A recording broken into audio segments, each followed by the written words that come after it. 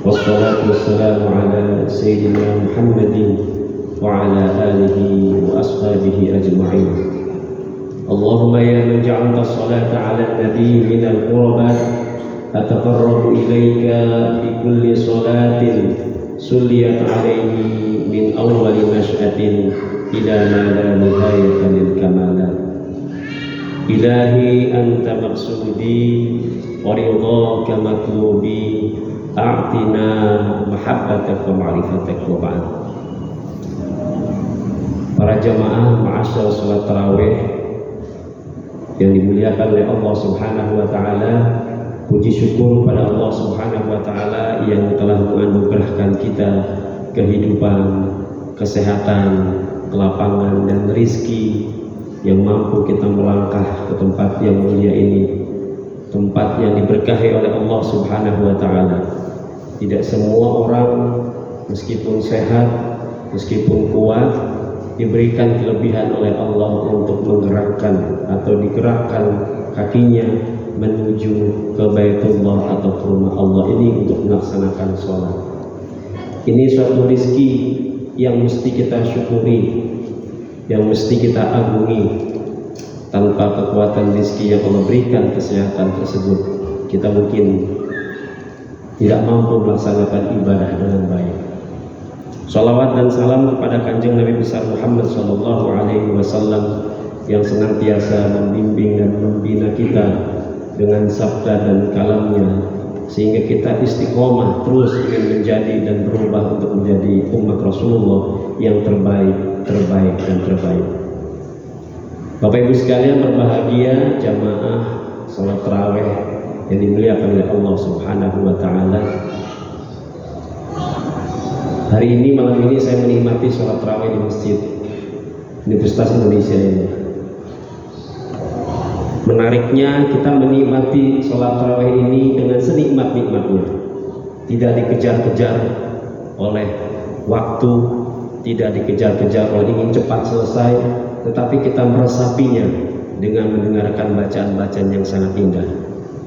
Saya teringat tahun 2008 saya mendapat tugas ke sebuah negara Arab di Qatar. Sholat tarawihnya seperti ini Pak, nyantai. Setelah 8 rakaat berhenti Pak. Apa? Saya waktu itu agak kaget. Begitu saya 8 rakaat berhenti, di sebelah masjid itu ada tenda. Di dalam tenda itu ada banyak makanan, minuman dan sebagainya. Dan jamaah diminta, mohon para jamaah silakan tafadholu ilal khimah, kepada tenda yang sudah disiapkan. Untuk apa di tenda itu? Ternyata menikmati Pak hidangan-hidangan yang sudah diberikan oleh masyarakat yang ada di tenda itu. Habis 8 rakaat itu Pak, dipersilakan. Kemudian disampaikan kembali, nanti para jamaah jam 10, jam 11 kita balik lagi ya ke masjid, gitu Pak. Balik lagi ke masjid, kita lanjutin sholatnya sampai witir, sampai jam 2-an. Setelah itu pulang untuk sahur. Setelah sahur balik lagi ke masjid, sholat subuh, habis subuh pada tidur. Orang Arab tuh Pak, pada tidur sampai zuhur, nanti baru masuk kerja. Jadi mereka menikmati sekali suasana Ramadan itu dengan ibadah yang menikmati, kebersamaan, silaturahmi, dan dijadikan momentum untuk menguatkan hubungan kepada manusia. Ketemu di sholat tarawih, ngopi, kemudian makan kebuli, balik ke rumah jam 11, balik ke masjid, lanjutin lagi 8 rakaat lagi sampai witir. Nah, di kita ini belum terlalu bermasyarakat Pak, terasakan. Jadi ibadah tarawih itu dinikmati sebagai upaya untuk memompa kekurangan-kekurangan kita ketika di luar Ramadan, maka ini kita lakukan dengan sebaik-baiknya. Kalau di Timur Tengah mungkin kita tahu, semakin akhir mendekati Ramadan semakin penuh masjid. Saya kalau malam akhir itu Pak, saya sering sholat di Masjid Amr bin As, di kota tertua di Mesir, masjid pertama yang dibangun oleh sahabat Rasulullah SAW, Amr bin As. Dan imamnya khusus imam di asr awakhir Syekh Muhammad Jibril. Ketika beliau membaca Al-Quran, semua jamaah pasti meresapi dan menangis. Semakin mengakhiri, semakin penuh dan tidak mampu. Padahal masjidnya luas sekali, tetapi semakin penuh. Kalau kita di Indonesia, alhamdulillah Pak, semakin mengakhir Ramadan, semakin penuh, sampai keluar-luar, tidak kosong. Nah, ini ibu-ibu, bapak-bapak sekalian, bersyukur kita masih ada di sini. Kita nikmati. Apalagi Bapak Ibu sekalian kalau yang ke Saudi Arabia kan, sekarang penuh di tempat tawaf kan semakin akhir, semakin mereka ingin meningkatkan rindu, jangan sampai meninggalkan Ramadan tanpa bekas. Inilah yang harus kita tanamkan di negara kita, bahwa semakin akhir mestinya kita semakin penuh masjidnya, karena di asra al-akhir itulah Rasulullah memenuhi dengan kegiatan-kegiatan i'tikaf, memantulkan ayat-ayat suci Al-Quran secara sempurna. Bapak Ibu sekalian yang berbahagia, dalam kesempatan ini saya ingin menyampaikan sebuah catatan sederhana saja, bahwa ketika Bapak Ibu sekalian beli handphone nih, Bapak Ibu sekalian, bapak-bapak yang punya mobil, ketika membeli mobil atau handphone, pasti kita menemukan perangkat-perangkat yang ada di handphone tersebut. Ada handphonenya pasti, ada headsetnya, ada kabelnya, dan paling penting adalah buku petunjuknya. Bapak-bapak beli mobil Mercedes, pasti disiapkan oleh pabrik Mercedes kelengkapannya, bannya, semuanya pasti ada buku petunjuknya. Ketika pabrik Mercedes dan handphone saja mampu memberikan kesempurnaan produknya dengan melengkapi semua guidance yang ada, apakah Allah Subhanahu wa Ta'ala yang menciptakan kita sebagai makhluk produk dari kekuasaan Allah, apakah Allah tidak memberikan kesempurnaan kepada kita?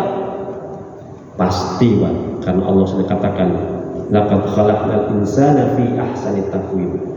Mari kita cari perangkat-perangkat yang Allah titipkan kepada kita, agar ketika nanti ada hal apapun, kita kembali kepada buku panduan dan perangkat yang Allah siapkan. Handphone bapak hang, pasti bapak cari tuh bukunya. Kemana nih handphone saya rusaknya, kenapa, ada petunjuknya.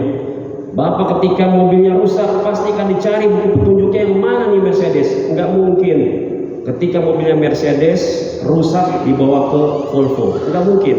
Atau dibawa ke Mitsubishi, enggak mungkin. Pasti dibawa ke pabrik Mercedes. Demikian juga ketika Allah ciptakan kita sebagai makhluk, maka Allah sudah memberikan perangkat-perangkat lengkapnya. Di antaranya adalah buku petunjuk yang Allah katakan, "Dzalikal kitabu la raiba fiih." Itulah buku petunjuk yang Allah kirimkan kepada kita, dan kita tidak boleh ragu-ragu. Semua parameter kehidupan yang kita jalani, mulai dari sebelum diciptakan kita, sebelum kita dilahirkan dengan syariat yang melalui ibu kita, Allah sudah menyiapkan perangkat-perangkat kesempurnaan buat kita. Begitu kita ada apapun masalah, maka kita akan cari buku petunjuk itu, cari di Al-Quran. Dzalikal kitabul la raiba fiih. Yang terakhir, saya hanya nge-trigger saja. Mohon bapak-bapak, ibu-ibu nanti pulang ke rumah buka surat Al-Muzammil. Dalam surat Al-Muzammil itu Allah sudah langsung menyebut, ya ayyuhal muzammil. Wahai orang-orang yang sedang galau, yang sedang ada masalah, yang ada problem, atau yang sedang terselimuti masalah apapun, yang mentok ketika ada masalah anak, masalah suami, masalah istri, masalah tetangga, masalah masyarakat, masalah negara. Ya ayyuhal muzammil, qumil lail, bangun, bangkit, cari solusinya. Bagaimana? Dijawab Pak oleh Allah Subhanahu wa Ta'ala di ayat yang terakhir dari surat Al-Muzammil. Ini menarik ya Bu, Bapak Ibu sekalian. Alima an sayakunu minkum marada. Kata Allah, aku tahu nanti di antara jamaah masjid ini ada yang sakit jantung, aku tahu ada yang sakit mah, aku tahu ada yang sakit pusing, aku tahu di antara kalian ada yang sakit panuan. Yalah panuannya. Panuan Pak. Ada yang sakit diabetes, ada yang sakit bermacam-macam. Alima an sayakunu minkum marada. Aku tahu. Nah, dari ayat ini kita dipesankan ketika kita sakit, ketika kita musibah, jangan terlalu khawatir, bersyukurlah. Mengapa? Karena Allah memberikan rambu-rambu kepada kita untuk mengingatkan cari solusi. Mana solusinya? وَلَنَبْلُوَنَّكُمْ بِشَيْءٍ مِّنَ الْخَوْفِ وَالْجُوعِ وَنَقْصٍ مِّنَ الْأَمْوَالِ وَالْأَنفُسِ وَالثَّمَرَاتِ. Aku akan uji kalian semuanya dengan berbagai macam ujian. Ada yang tertimpa musibah, gagal usahanya, ada keluarganya yang meninggal, ada sesuatu yang tidak menyenangkan, kata Allah. Tetapi ingatlah wahai jamaah Masjid UI, ketika kita diuji oleh Allah Subhanahu wa taala, walanabluwannakum bisyai'im minal khaufi wal ju'i wa naqsin minal amwali wal anfusi wath thamarat wa basyiris sabirin alladzina idza asabahum musibah qalu inna lillahi wa inna ilaihi raji'un. Kata Allah, solusinya kembali kepada aku. Itu innalillahi, itu solusi Pak. Itu solusinya, kata Allah. Oke. Alima an sayakunu minkum mardo. Aku tahu di antara jamaah Masjid UI ini nanti ada yang sakit. Ketika sakit enggak usah sedih. Cari apa yang Allah inginkan di solusi kita. Wa akharuna yadribuna fil ardi yaqtabuna min fadlihi. Di antara kalian ini pengen jabatannya naik, pengen jadi dekan, pengen jadi profesor, pengen anaknya dapat pekerjaan, pengen anaknya cepat kawin, pengen nambah mobil, pengen nambah istri. Kalau diizinin Pak, kalau diizinin, kata Allah, aku tahu. Jadi ibu-ibu gak usah kaget kalau begitu. Aku tahu, kata Allah, aku tahu di antara kalian ada yang pengen begitu. Wa akharuna yuqatiluna fi sabilillah. Dan aku tahu di antara kalian ingin berjuang membahagiakan keluarga, istri dan anak-anaknya, tapi tidak ketemu solusinya. Bagaimana ya Allah? Saya sakit, saya kok nggak naik-naik jabatan, saya pengen anak saya sukses, bingung caranya. Oh, kata Allah nih Pak, faqra'u ma tayassara minhu. Bacalah Al-Qur'an. Bacalah Al-Qur'an. Sering Bapak Ibu sekalian, mungkin pada suatu masa Bapak Ibu sekalian sedang baca Al-Qur'an, tiba-tiba mengeluarkan air mata. Tiba-tiba nggak paham artinya, orang bacanya masih beletak-beletak, tapi nangis Pak. Ingat kata Rasulullah, man arada ayyatakallama ma'allah falyaqra al-Qur'an. Barang siapa yang ingin curhat sama Allah, ingin cari solusi melalui komunikasi dengan Allah, obrolkanlah dengan membaca Al-Qur'an. Falyaqra al-Qur'an. Yang kedua, solusi kalau kita ada masalah, sebagai buku petunjuk ini, wa aqimus shalah, maka kita harus banyak melakukan sholat. Sholat fardu wajib Pak, tapi sholat sunnah kita lakukan. Kita ini Pak, banyakkan mana Pak? Banyakkan dosa kita atau amal ibadah kita? Kalau saya Pak, banyakkan dosa saya Pak. Baru keluar rumah aja melihat orang udah kayaknya begitu, mobil sialan nih orang naik motor tuh, udah dosa lagi. Baru keluar dari rumah masuk ke mall, ada cewek cakep nih, dosa lagi. Ada yang di jalan kita berhenti, ada yang minta bantuan, ini orang masih muda minta lagi, mana situ? Hati kita sudah dosa lagi, dosa kita lebih banyak Pak. Karena itu harus ditambal dengan apa? Ibadah-ibadah sunnah. Sholat tarawih yang kita lakukan ini adalah upaya kita untuk menambal kekurangan-kekurangan yang lalu dan yang akan datang. Ini penting. Kalau Bapak ke Maroko, Pak, sholat tarawihnya itu 36 rakaat. Kalau Bapak ke Yaman, sholat tarawihnya jamaah hari ini 23 rakaat, Pak. Ini jamaah ini besok pindah. Malam itu juga pindah, selesai ke masjid sana. Tarawih bareng lagi 20 lagi. Selesai dari sana pindah lagi sampai sahur. Sampai sahur Pak. Sampai sahur. Mengapa? Karena menikmati dan merasa butuh. Karena dengan sholat inilah alat kita komunikasi dengan Allah. Kita selesai tarawih ini, lanjutin lagi di rumah nanti. Sholat sunnah untuk mendekatkan diri kepada Allah Subhanahu wa ta'ala. Mau tidur kita sholat sunnah 2 rakaat. Untuk apa? Nih ibu-ibu, bapak sekalian, saya pernah sakit Bapak Ibu sekalian 6 bulan gak bangun-bangun. Ketemu guru saya, kata guru saya, kan kamu diajarin di surat Al-Muzammil, faqra'u ma tayassara minhu, baca Al-Quran. Loh, bagaimana saya sudah baca Quran? Iya.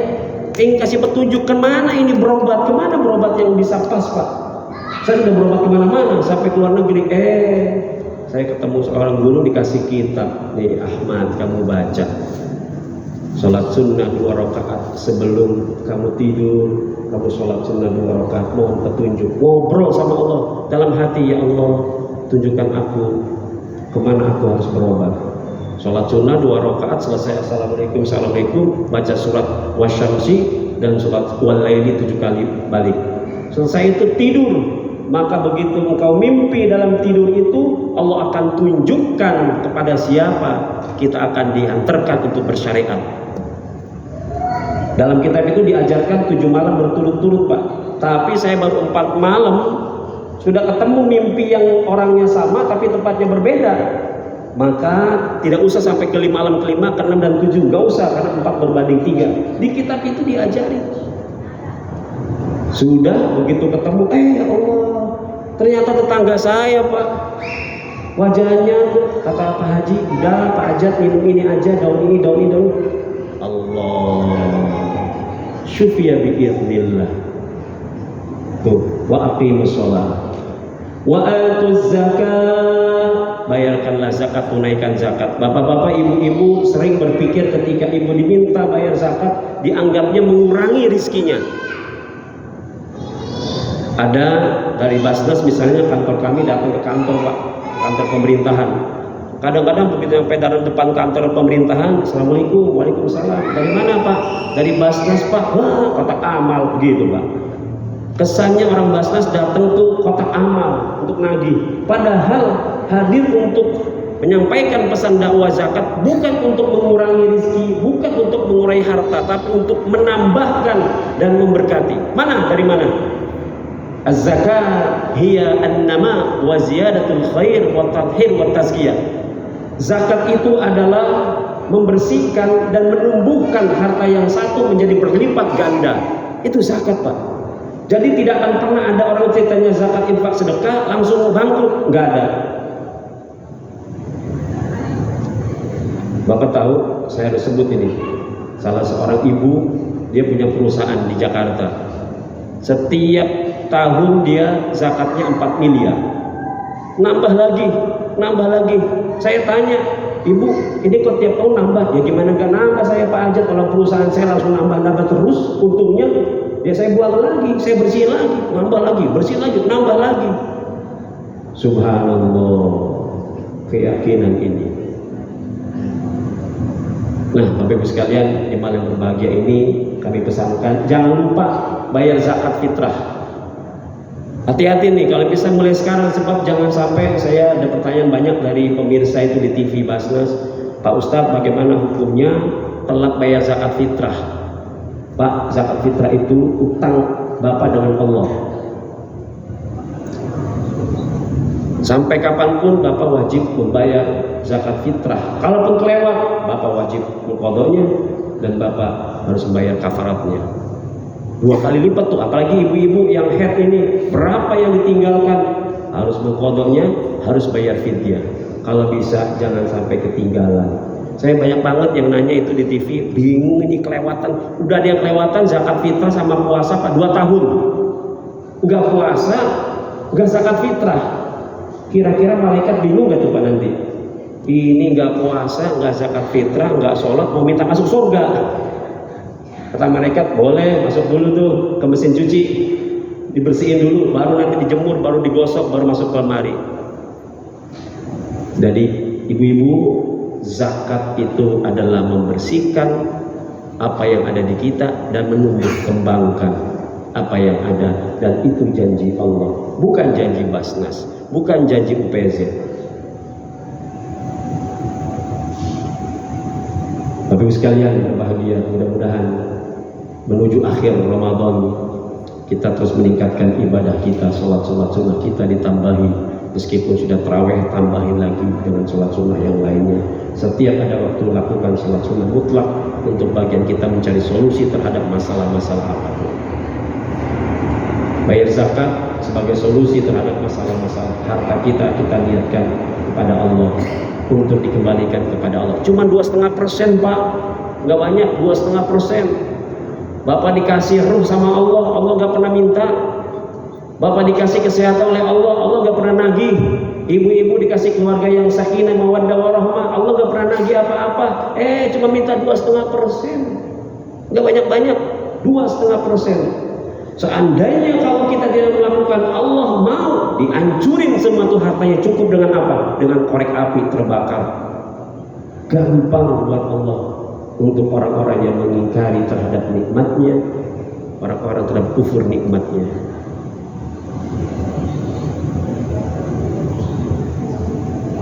Wassalamualaikum warahmatullahi wabarakatuh.